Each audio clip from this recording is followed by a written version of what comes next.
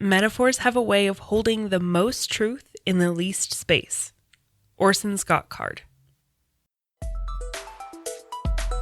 You're listening to Writing Roots, brought to you by Aspen House Publishing. Welcome to Writing Roots. I'm Lee Hull. And I'm Lee Esses. Today we are talking about the use of similes and metaphors in writing. Before we do that, though, we want to remind you that we are doing an NaNoWriMo giveaway, so if you are participating, head to our website. On the very front page, on the right-hand side, you'll find a link to get more information about how to join us and enter to win copies of our books and some Writing Roots merch.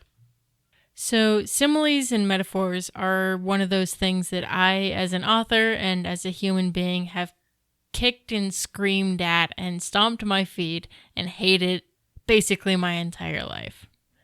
I am a literalist. Anyone who knows me outside of this podcast can tell you that I will always interpret word for word exactly what you mean before I understand anything outside of that. So if he is a dog, I think he's got ears and a tail. Translates very literally when we're speaking to Lee. Which is funny because I think you use more metaphors in your writing than I do. A lot of that is because I'm trying to convey physical movement in a way that makes sense and doesn't come across as technical. If he's blocking a punch with both hands, swiping across in like a double windmill kind of thing, that doesn't make nearly as much sense as he swiped both of his hands across his vision like windshield wipers. Okay, you've got a clear image of what that looks like. So that is one of the uses of similes and metaphors. In one line, you can convey an idea in a shorter amount of time than it would take to explain it literally. So what is a simile? What is a metaphor? A simile is a direct comparison. You use like or as. An example of a simile: she dipped the cookie in the coffee like a young boy might dip his toe into a lake before his first swim. She's doing this like someone would do that. That is the key difference between a simile and a metaphor. Metaphors will do the comparison as if it were real. So his arms were windshield wipers swiping across his vision, instead of his arms were like windshield wipers swiping across his vision. And of course, this is the one I struggle with because I'm thinking he now has windshield wipers attached at the elbows. Not literally, but my first image of that moment is this. And it all depends on your readers. There are very few people out there as literal as Lee. So you're usually good to go with similes, with metaphors in the right scenarios. And when you choose to use them, when you choose to apply this particular tool, is very indicative of your writing style. A lot of the authors that I follow, that I enjoy, are very literal. And if Lee Child suddenly started being very flowery in his writing with lots of similes and metaphors, I would lose my interest in him as an author. So there are a couple of times when the metaphor is more than just a single line or a single sentence or a single word. If you are using more than one metaphor in your scene, they should connect in some way. Her blood turned to ice at the sight of the giant. Her blood thawed and then began to boil when the giant stepped on her sister. Maintaining that continuity between metaphors, at least within the same scene, helps understand. If you hop between metaphors, it gets very messy and very difficult to follow what you're doing, and it feels flowery. You're not in that moment. And then beyond just the scenes, sometimes the entire book can be a metaphor itself. This is most often seen in your literature kind of stories, your novels that were written as a lesson or later on interpreted as a lesson for mankind. The first time I really recognized this part about myself was when we were assigned to read Metamorphosis by Kafka. where the guy, as a teenager, as I recall, turns into a beetle. It was like a metaphor for puberty and changing into something weird and new. I'm going, no, the kid turned into a beetle. That's what the book said.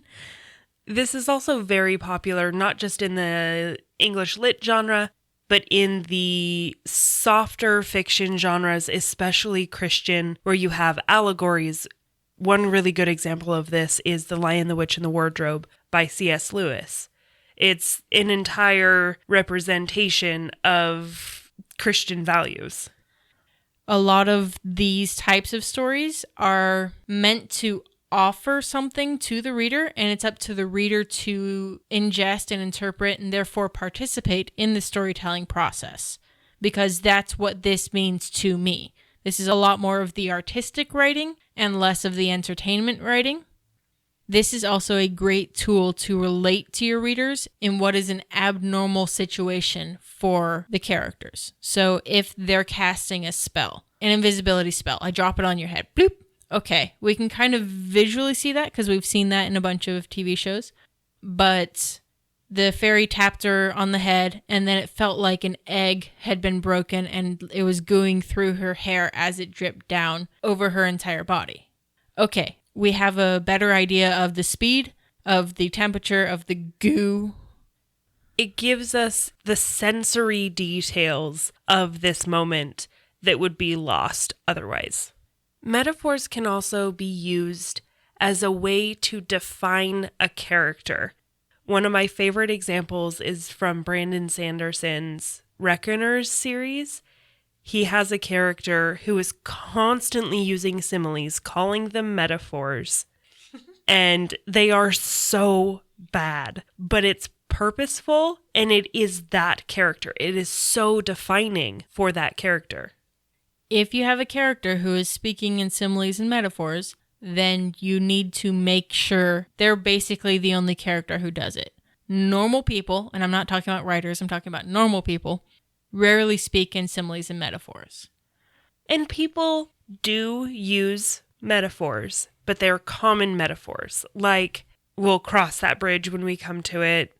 These are things we're not literally going to go to a bridge and cross the bridge. We're not literally going to go burn a bridge. But these are common metaphors that we use all of the time. So a lot of what we've been talking about is serious uses for similes and metaphors. Similes and metaphors can be very comedic. Like in the Reckoner series, I'm going to read a quote from it because it's amazing. But even a 90-year-old blind priest would stop and stare at this woman. If he weren't blind, that is. Dumb metaphor, I thought. I'll have to work on that one. I have trouble with metaphors.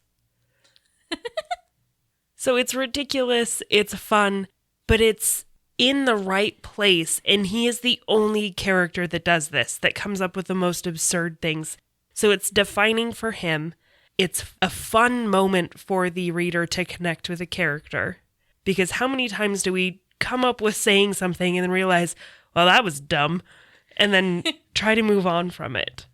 Another way to use metaphors as comedy is to use metaphors. So I mentioned earlier the you burned that bridge and we'll cross that bridge when you come to it. You can also say we'll burn that bridge when we come to it. That's a metaphor. It's a mixing of metaphors in a comedic way.